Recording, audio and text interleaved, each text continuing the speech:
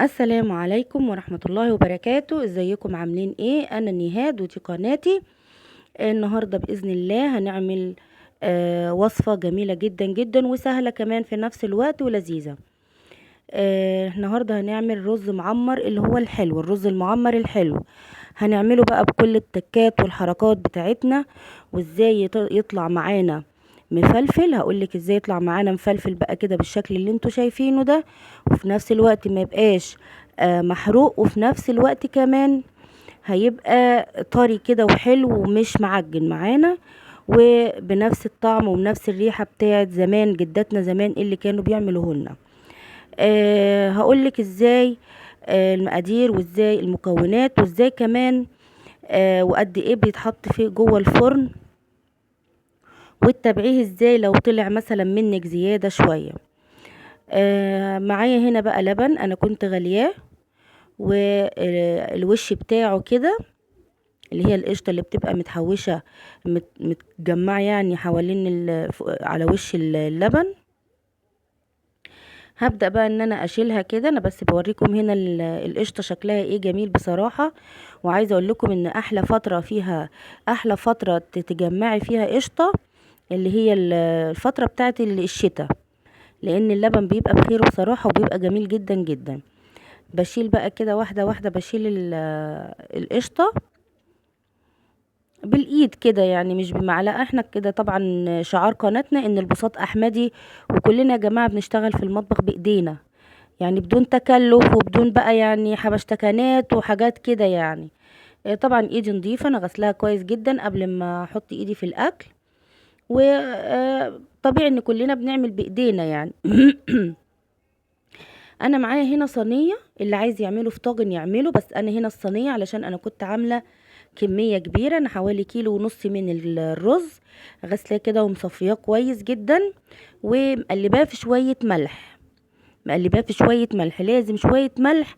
علشان ايه بقى يعني الحموضه بتاعت اللبن والطعم بيبقى يعني ايه، يبقى متوازن كده. ومعايا حوالي 4 كوبايات من السكر.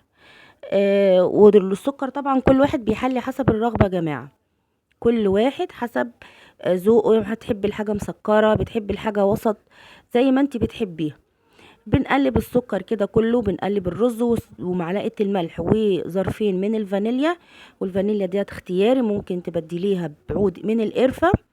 مش عايزة قرفة ومش عايزة فانيليا، براحتك. احنا قلنا كله ده اذواق، بس انا بقول على ان انا بعمل الطعم اللي هو بيطلع معايا حلو والكل بيحبه بصراحة.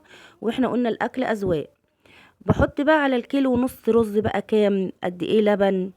2 كيلو من اللبن الصافي. 2 كيلو من اللبن الصافي انا حطيته كده، وكنت انا غالية لبن تاني وكان على الوش بتاعه قشطة، حطيته برضو ايه عليه. وبعد كده بنجيب 4 كوبايات من المية. ما ينفعش تحطي لبن بس، وما ينفعش تحطي مية بس، مش هيديكي النتيجة خالص. لو حطينا لبن بس اللبن هيفور منك وهيبدأ يعجن الرز وهيبدأ يتحروق بسرعة. لازم نحط مية على الرز المعمر الحلو، او الرز المعمر الحادق برضو لازم مية او شوربة، لازم لبن. ما ينفعش لبن بس، ما ينفعش مية بس. بنحط بقى، عشان انا حاطه طبعا معلقه واحده من السمنه البلدي ومعلقه كده من الزيت، لازم سمنه وزيت علشان الرز بتاعنا يطلع مفلفل. ضروري قوي يا جماعه التكه ديت او التركايه ديت حلو يعني، ضروري جدا جدا. في الرز، عموما في اي رز انت بتعمليه، السمنه مع الرز او معلقه زبده مع مع الزيت بيديكي نتيجه جميله جدا جدا. الرز ما بيتعجنش وبيطلع مفلفل وبيطلع لامع في نفس الوقت. بنقلب تقليب كويس جدا لحد ما السكر يدوب معانا نوعا ما. وبقوم جايبه بقى وش القشطه اللي احنا كنا ايه شايلينها من على وش اللبن زي ما انتوا شايفين كده، وبحط الكميه اللي انا محتاجاها. انتي بتحبي الرز دسم قوي، زودي القشطه او زودي السمنه وزودي الزيت. آه كل ده اختياري، كل ده حاجة برضو أذواق. وعود من القرفة لو برضو حبة، يعني ممكن تحطي عود من القرفة، بس بما اننا حطينا فانيليا فمش هينفع ان احنا نحط ايه قرفة، لان طبعا الطعم القرفة مع الفانيليا هيبعد عننا طعم الرز المعمر بتاع زمان اللي احنا عارفينه. تمام كده. بقلب بقى كويس تقليبه كويسه كده، وبحطها في الفرن حوالي ساعه، وبيطلع بقى بالمنظر اللي انتوا شايفينه ده. طبعا بتحطيه على فرن ساخن و... و...